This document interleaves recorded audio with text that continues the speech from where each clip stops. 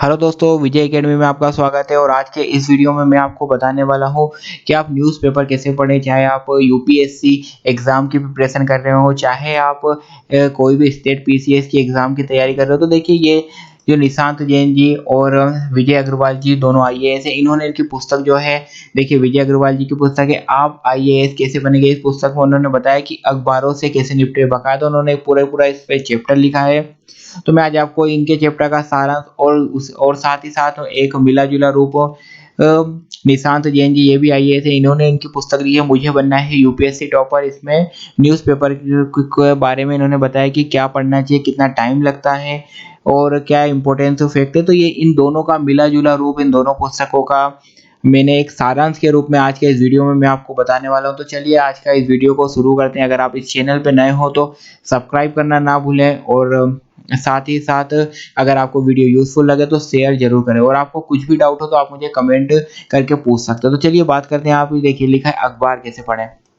तो देखिए, जब आप निशांत जैन जी की पुस्तक पढ़ेंगे मुझे बनना है यूपीएससी टॉपर, तो उसके अंदर उन्होंने लिखा है कि अखबार कैसे पढ़ें। यही बात उन्होंने भी लिखी है विजय अग्रवाल जी ने भी, कि अखबारों से कैसे निपटे। दोनों का मिला-जुला सारांश के रूप में आज के इस वीडियो में मैं आपको बताऊंगा। तो चलिए बात करते हैं। देखिए, सबसे पहले तो कहते हैं वो कि देखिए, अगर आप इंग्लिश मीडियम के हैं, तो अगर इंग्लिश मीडियम के हैं तो फिर आपको क्या कौन सा पेपर देखना चाहिए। तो वो कहते हैं कि द हिंदू या इंडियन एक्सप्रेस। पर फिर भी अगर आप उनसे मोस्टली पूछेंगे, उन्होंने लिखा है इसमें बाकायदा कि अगर ज़्यादा अनुशंसा उन्होंने किसकी की है, निशांत जैन जी ने भी और साथ ही साथ अग्रवाल जी ने भी, कि the Hindu paper English medium है तो आपको इसे पढ़ना चाहिए। चलिए, बाकी अगर हिंदी मीडियम के विद्यार्थी है तो हिंदी मीडियम के विद्यार्थियों को क्या करना चाहिए। हिंदी पृष्ठभूमि के विद्यार्थियों को देखिए, दैनिक जागरण का जो राष्ट्रीय संस्करण है उसे पढ़ना चाहिए, या दैनिक भास्कर का राष्ट्रीय संस्करण, या दैनिक हिंदुस्तान या जनसत्ता के राष्ट्रीय संस्करण का, इन्हें आप पढ़ सकते हैं। तो ठीक है, आपको एक पॉइंट समझ में आ गया होगा अखबार के अंदर सबसे पहले कि कौन सा अखबार पढ़ना चाहिए। तो इंग्लिश मीडियम के हैं आप तो द हिंदू या इंडियन एक्सप्रेस पढ़ें आप। और अगर आप उसमें भी पूछा जाए कि कौन सा, तो द हिंदू की अनुशंसा उन्होंने की है। बाकायदा आप ये बुक पढ़ेंगे तो इसमें बिल्कुल डिटेल में टॉपिक डिस्क्राइब है। यहाँ मैं आपको सारांश में सारी जो महत्वपूर्ण बातें हैं वो पूरी बता दूंगा। मैंने पूरी कोशिश की कि एक भी वो बिंदु जो महत्वपूर्ण है वो ना छूटे, इसमें बाकायदा कवर किया है। फिर भी अगर आप बुक भी पढ़ना चाहें तो मैं डिस्क्रिप्शन में लिंक डाल दूंगा, आप वहाँ पर बुक का प्राइस और सब देख सकते हैं। चलिए अब बात करते हैं। आप देखिए, आप सवाल है कि अखबार पढ़े तो कैसे। यदि आप द हिंदू पढ़ और समझ पाते हैं तो उसे प्राथमिकता दे। देखिए, द हिंदू को उन्होंने हमेशा दिया कि अगर आपको आप इंग्लिश मीडियम है तो आप वही पढ़ें हिंदी मीडियम में। और अगर आपकी इंग्लिश इतनी अच्छी है और आप उसको बाकायदा पढ़ सकते हैं, समझ सकते हैं, तो आप उसे ही क्या करें, प्राथमिकता दें। ठीक है, पर मेरी राय में बहुत सारे अखबार ना पढ़ें। देखिए क्या कहना है उनका। देखिए, जो लेखक है, चाहे आप निशांत जैन जी को ले लीजिए या विजय अग्रवाल जी को, दोनों ही लोग आईएएस हैं। तो देखिए, निशांत जैन जी वर्तमान में है आईएएस है और अग्रवाल जी ने वॉलंटरी रिटायरमेंट ले लिया है। तो देखिए यहाँ क्या बोल रहे हैं कि मेरी राय में बहुत सारे अखबार ना पढ़ें। कई बार स्टूडेंट हैं जो दो दो चार चार अखबार पढ़ते हैं, तो ऐसा ना करें। आप केवल एक ही अखबार पढ़ें और उसे बाकायदा अच्छे से पढ़ें। एक देखिए यहाँ लिखा है बाकायदा, एक या ज्यादा से ज्यादा दो अखबार देखना काफी होता है। ठीक है, किसी भी अखबार का देखिए, अखबार में क्या क्या पढ़े। तो देखिए, किसी भी अखबार का एक तो फ्रंट पेज, एक नेशनल वाला, एक इंटरनेशनल खबरों के पेज, स्पोर्ट्स और साइंस और टेक्नोलॉजी और आर्ट्स और कल्चर वाले वाला जो पेज है वो जरूर पढ़ना चाहिए। तो मैं इसको हाईलाइट कर देता हूँ। देखिए कौन कौन से पेज आपको पढ़ना चाहिए अखबार में। हिंदी मीडियम वाले को क्या करना है, जो भी राष्ट्रीय संस्करण के, चाहे दैनिक जागरण, दैनिक भास्कर या दैनिक हिंदुस्तान, जनसत्ता पढ़ सकते हैं। इंग्लिश मीडियम वाले द हिंदू और इंडियन एक्सप्रेस। और इंग्लिश मीडियम को मेनली प्रीफर्ड कौन सा करना है, तो द हिंदू। ठीक है, अब बात कर लेते हैं पेपर में कौन कौन से पेज पढ़ना चाहिए आपको। तो देखिए अखबार में देखिए, एक तो उसका front page, national, international, sports, science, technology और आर्ट्स एंड कल्चर वाले पेज जरूर आपको पढ़ना चाहिए। ठीक है, साथ ही अपने पढ़ते वक्त तो महत्वपूर्ण बिंदुओं के अंडरलाइन करें। देखिए, जब भी आप पढ़े तो पेन रख के पढ़े और जो भी इंपॉर्टेंट पॉइंट है उसे अंडरलाइन करें। एक अपनी डायरी या एक नोटबुक बना लीजिए देखिए, और उसमें आप नोट करते हुए अपने नोट्स बनाएं। ठीक है, कुछ अभ्यर्थी ऐसा भी करते हैं कि अखबार की महत्वपूर्ण जो खबरें उनको अंडरलाइन करने के बाद उस न्यूज़ या ग्राफिक्स की कटिंग भी अपनी एक फाइल या कॉपी में उसे वो क्या करते हैं, नोट कर लेते हैं। ठीक है, तो ये भी आपको समझ में आ गया कि आपको महत्वपूर्ण जो पॉइंट है उसको अंडरलाइन करना है, साथ ही साथ अपनी कॉपी, नोटबुक, डायरी बना लेना, उसमें आपको लिख लेना है। ठीक है, अब देखिए एक और बात क्या है इंपॉर्टेंट, कि जब भी आप कोई भी न्यूज़ पढ़े तो क्या करें, उसको एक अलग-अलग पार्ट में डिवाइड कर लें। चाहे एक पॉलिटी होता है, एक इकोनॉमी हो गया, एक आपका समाज हो गया, एक अंतर्राष्ट्रीय मुद्दे, एक आपका साइंस एंड टेक हो गया। तो इसको आप आपकी जो कॉपी हो या डायरी उसको ऐसे खंड में बाँट लें 5 से 6 खंडों में, और फिर उस खंडों में ही उससे संबंधित न्यूज़ को आप क्या करें, नोट करें। ठीक है?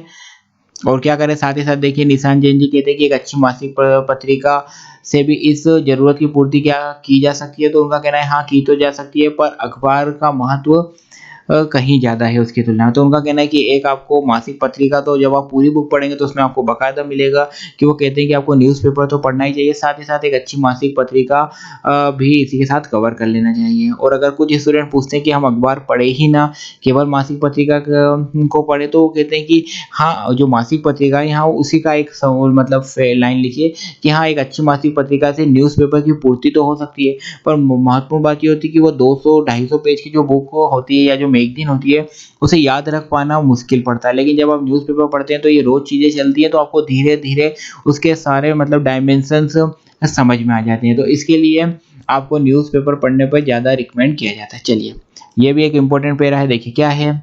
अखबार पढ़ने के समय बहुत से दोस्तों की शिकायत होती है कि ये बाकायदा निशान जैन जी इसमें लिखते हैं उनकी किताब में कि अखबार पढ़ने पढ़ने के संबंध में बहुत से दोस्तों की शिकायत हो कि समय बहुत ज़्यादा लगता है। इस संबंध में मेरा ये कहना मतलब निशान जैन जी का कि जब भी आप नियमित रूप से अखबार पढ़ेंगे तो धीरे-धीरे आप समझ जाएँगे कि किस तरह की खबरों को महत्व देना है और किन्हें नहीं।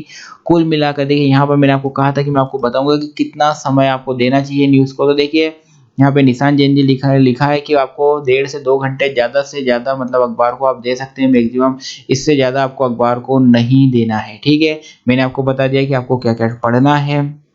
न्यूज़पेपर में कौन से न्यूज़पेपर पढ़ना है, उसमें भी आपको फिर न्यूज़पेपर में कौन-कौन से पेजेज़ उसके अंदर रीड करना है, फिर कितना टाइम लगेगा, फिर स्टूडेंट की समस्या की क्या आती है, तो वो भी उन्होंने बाकायदा इसमें दी है। फिर आपको मैंने ये भी बता दिया कि इसमें नोट्स जो आपको बनाने हैं, वो किस तरह से बनाना है, उसको पार्ट में डिवाइड करना है, एक कॉपी डायरी बना लेना, तो ये सारे इसमें पॉइंट कवर है। और भी बहुत सारी बातें हैं जो मैं आज के इस वीडियो में आपको मतलब इस वीडियो को देख लेने के बाद मुझे नहीं लगता कि आपको किसी और वीडियो को देखने की ज़रूरत पड़ेगी, और फिर भी आपको कोई डाउट हो तो आप कमेंट करके पूछ सकते हैं। चलिए आगे देखते हैं हम।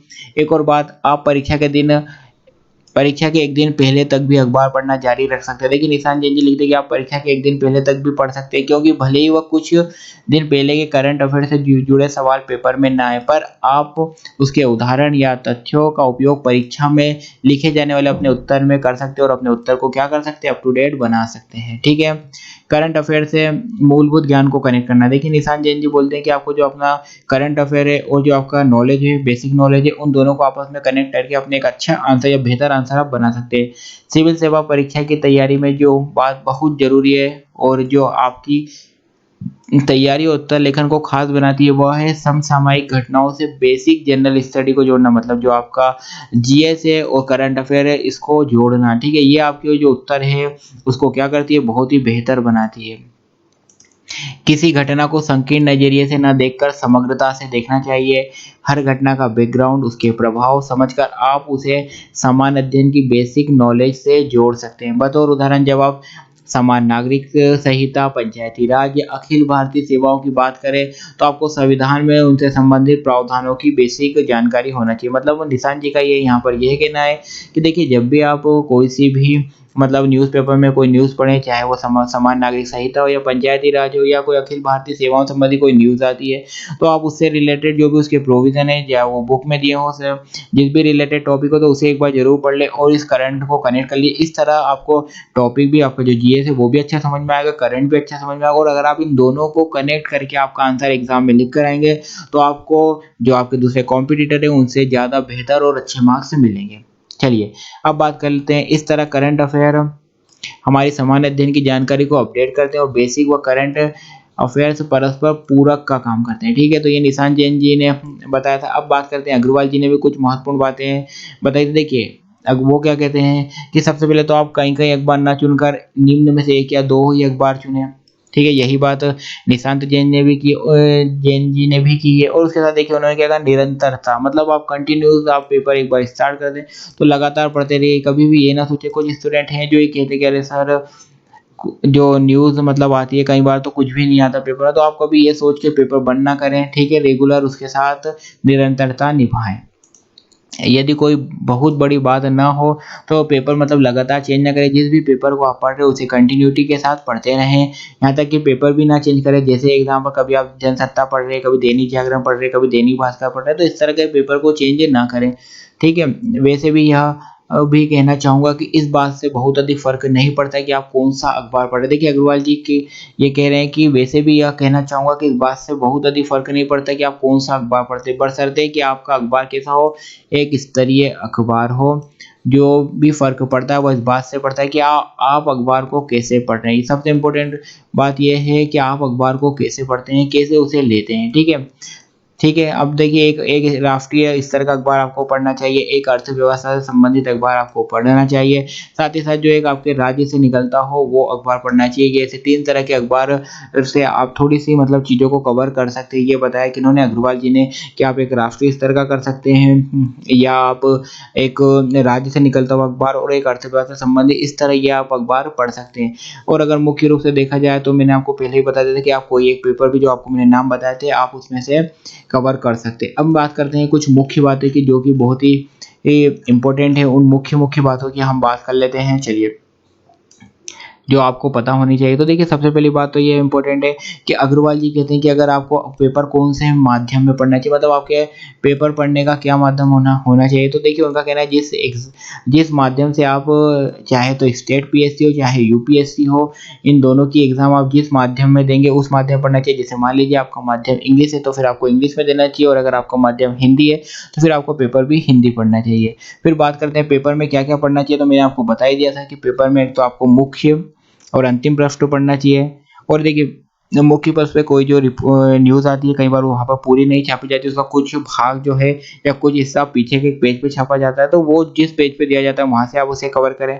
साथ ही साथ फिर आपको क्या पढ़ना बहुत महत्वपूर्ण है, संपादकीय लेख और जो टिप्पणियाँ होती है, जो एडिटोरियल होते हैं वो बहुत ही महत्वपूर्ण है। उसके बाद पेपर में आपको कभी भी किसी से रिलेटेड कोर्ट का कोई डिसीजन आता है तो वो किस संबंध में आया है उसकी आपको मूलभूत जानकारी होनी चाहिए।